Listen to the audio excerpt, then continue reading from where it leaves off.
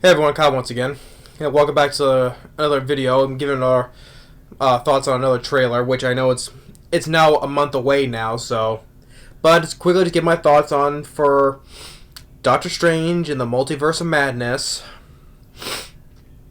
which I already gave a little bit briefly in my review for the Batman. Which I gotta say, like I said before, when I said my review of the Batman, I just been liking DC more than Marvel. Because, like I said, last year I've hated every Marvel movie. And then this year I even did not like Morbius either. So, I just been liking DC more. Like I said, Joker, Shazam, the Suicide Squad, and now the Batman. So, I mean, it's probably I'm just getting burned out. I'm just burned out on Marvel now. So, but my brother, he bought the tickets, so I'll go see it though because he bought the tickets. So no choice in the matter. But I just to say that Marvel is just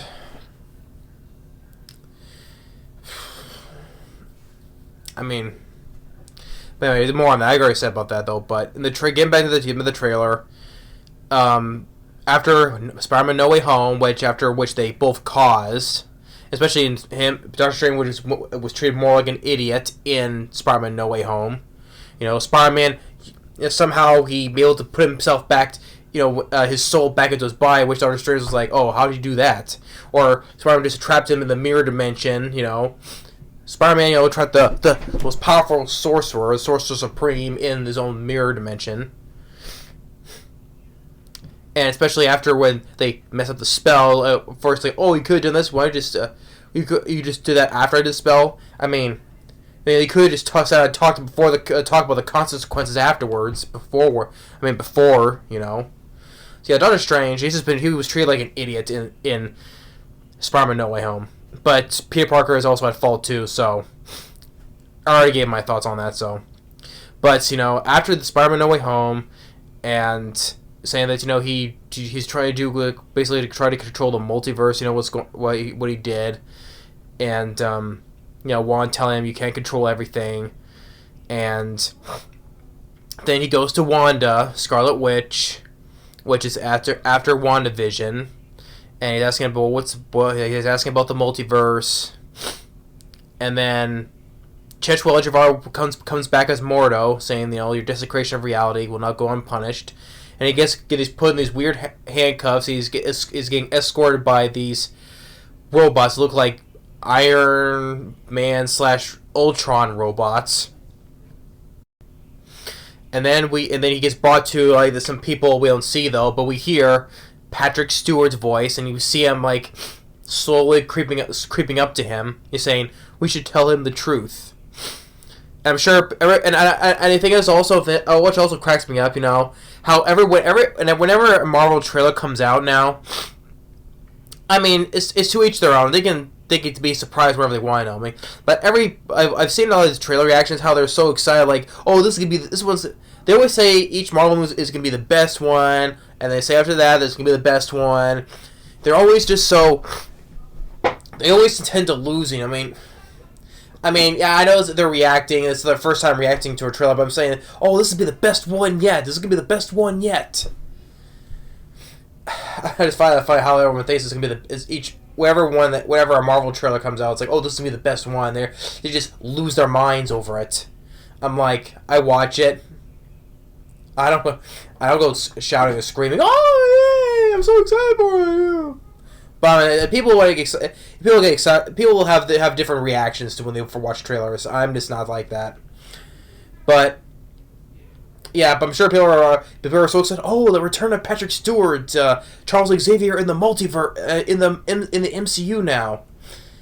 Maybe he's playing Charles Xavier from X-Men, or he's playing a different variant. A different version, right? Because now we have all these different versions of these characters now. So, and there was also hints that Tom Cruise is going to be in it as the superior Iron Man, and there was other rumors of other MCU characters like Wolverine, Ghost Rider, Deadpool, and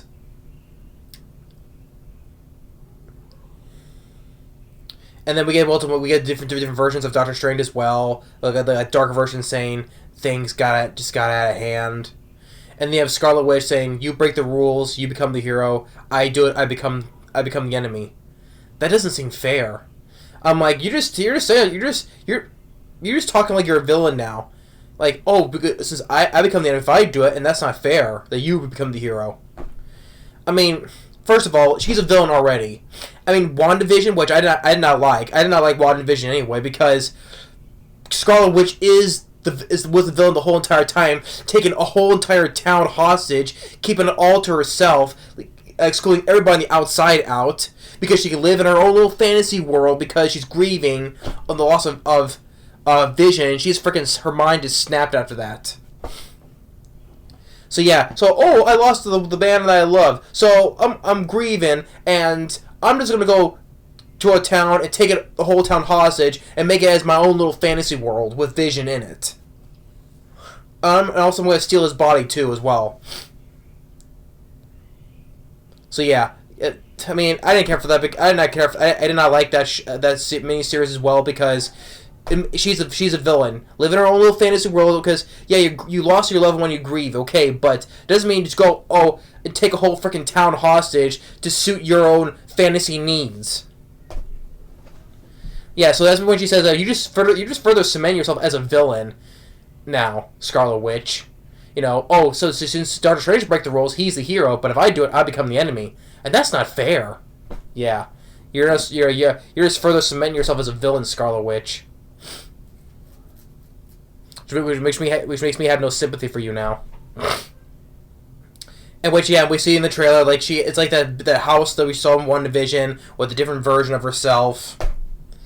And we have this girl who's traveling with Doctor Strange. She has like a power to go dimensions with him, I guess. And then they further fight, and then Wong find this one-eyed creature that's in New York, and then he's yelling "Strange!" And then we see there's another version of Doctor Strange, like the zombie version of Doctor Strange, which, Marvel zombies. So, and then the title with that, I will say, a positive I say is like the music that was playing in the trailer, especially when the Doctor Strange title comes, duh, it does give that kind of creepy veering. But the thing is, though, creepy vibe I'm supposed to say, though. But the thing is, though, one thing but why I'm tired of Marvel is Scott Derrickson, who directed the first Doctor Strange. He was originally going to come back and direct this. He was, and he wanted to make more of a legit horror movie.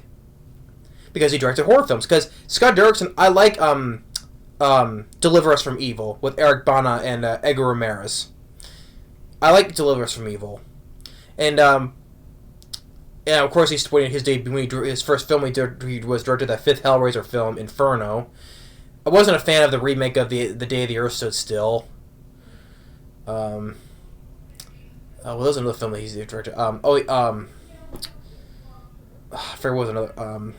Forget another one who he directed, but he's directing an upcoming horror film starring Ethan Hawke. It's called The Black Phone. But he wanted to make more of a horror movie for the sequel. But thing is, the studio just screwed him over because no, we don't. Because first of all, yeah, it's Disney, so you can't make it more of a legit horror movie. So yeah, due to creative differences, instead of making a legit horror film, he's still serving as executive producer for this movie though, still, but not directing. So that's why they brought in Sam Raimi. I'm like, this is more like, it's like the same thing happened when Edgar Wright, the director of Shaun of the Dead, Hot Fuzz, right? Baby Driver as well. He was originally supposed to direct Ant-Man, the first one, but then creative differences, he left the director. He left the director's chair, you can say. And that's why they brought Peyton Reed to direct. I mean, what is the studio interfering with how directors want to direct what they want? Oh, it's Disney, so it has to be kids, has to be watched as well. I mean, let them direct the way they freaking want. So the same thing with Edgar Wright, and now with Scott Derrickson. God, I'm tired of the studio interferences. That would have been really interesting to see of a horror film. Oh, but this has horror elements to it. I don't see anything scary in this. I don't see anything scary or horror-like about it.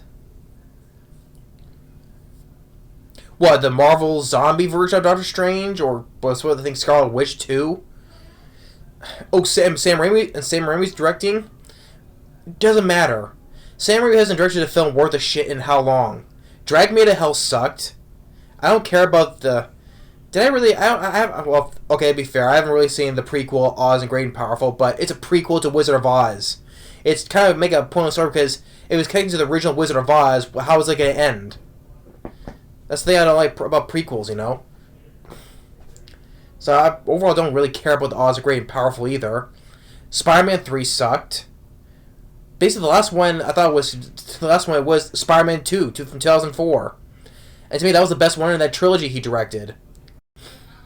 So basically, Sam Raimi needs another hit basically, because he directed 3 Marvel films, the Spider-Man trilogy, and he hasn't done anything that was a big a hit in a while. So hey, there's another name for him. His name on it. This one will be a hit. So, but I'm saying it's not gonna be. Well, they'll add horror elements, but I hadn't seen anything scary in the trailer anyway. What was horror like about it? I mean, the only thing I got was the creepy little piece of when the title was brought up. So basically, why do I care about, especially when they did with the character of Doctor Strange and Spider-Man No Way Home? Why should I care about this? Oh, all the different the multiverse, all the different characters we may see from past movies, right?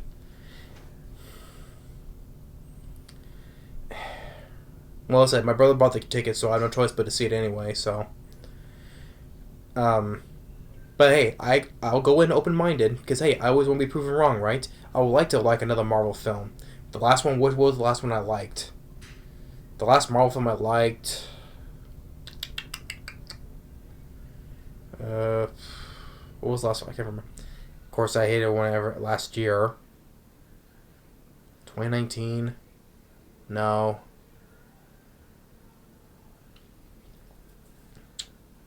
Probably say Guardians of the Galaxy Volume 2 from 2017. Because I like that one. Or, I like Thor Ragnarok. Doctor Strange I enjoyed. The first one. So basically 2017, basically. Because Ragnarok and then Guardians Volume 2. So. Yeah. So, yeah, why should I care about Doctor Strange: The Multiverse of Madness? But hey, I could be surprised. You never know. Go in open-minded. I always do. I always give a film a chance. So, but just judging, because from the trailer, especially the past Marvel films, like I said, I just been liking DC more. Recently, I highly enjoy the Batman, Joker, like I said. The Suicide Squad, Shazam. Yeah, although I wasn't a fan of Harley Quinn's solo movie Birds of Prey though. But at least Ewan McGregor as the bad guy, he was having fun. But the rest of the DC films, like I said, I've enjoyed. I've been just enjoying more DC than Marvel, So, like I said, I did not like Black Widow, Shang-Chi, Venom 2, Eternals, and then Spider-Man No Way Home, and then recently Morbius. So, why should I care about the next Marvel movie anyway? Why should I care about Doctor Strange 2? Why should I care about Thor 4, Love and Thunder, which I thought was a silly title anyway. Black Panther 2, Wakanda Forever. No Chadwick Boseman, should not do the sequel anyway. If there's no Chadwick Boseman, should not do the sequel anyway, yeah. And I definitely don't care about the Marvels, because since I hated the first Captain Marvel. I don't give a shit about the Marvels. So, and I did not, and as for the series, I did not give a shit about WandaVision, because she's a villain, and for a stupid reason. Why? Hawkeye? Loki? I mean... And then I know about the one that just came out, Moon Knight... And all the other ones are coming out with Miss Marvel, not the Carol Danvers Miss Marvel, the young teenager Miss Marvel, She-Hulk. Yeah, I'm a fan of the character of She-Hulk. But the thing is, just with the track record of Marvel, I don't care anymore. And what else? What's other TV shows are doing now? There's She-Hulk. what was it called? Ironheart. It's just too many. Marvel's is going it's going too far now. Well, their success, so whatever. Oh, and Falcon and Falcon the Winter Soldier. I like both the actors though, but just. But anyway, more on that. It's off topic though. But Doctor Strange and Multiverse of Madness. Burnt out. I'm just burnt out on Marvel now. So, anyway, that's just my thoughts on Doctor Strange 2. I mean, she just got Scott Derrickson. Just let him do it his own freaking way. This is what happens with studios and when we have Disney, and on top of that, when they bring Deadpool, into the MCU, what are they gonna cut him to PG-13? Oh, it's Disney, so kids. It's Deadpool. He's the merc with the mouth for a reason. He cusses a lot of times. Okay, make it R-rated still. Okay. Do you want kids to take a parent? That's why R-rated is like restricted parental guidance. Okay, you don't censor Deadpool because it's in the MCU and it's PG-13. You don't do that with Deadpool. I like the previous Deadpool movies. The first one, second one was the best one. And they're R-rated, okay? If they bring Deadpool in the MCU, you don't PG-13 him, okay?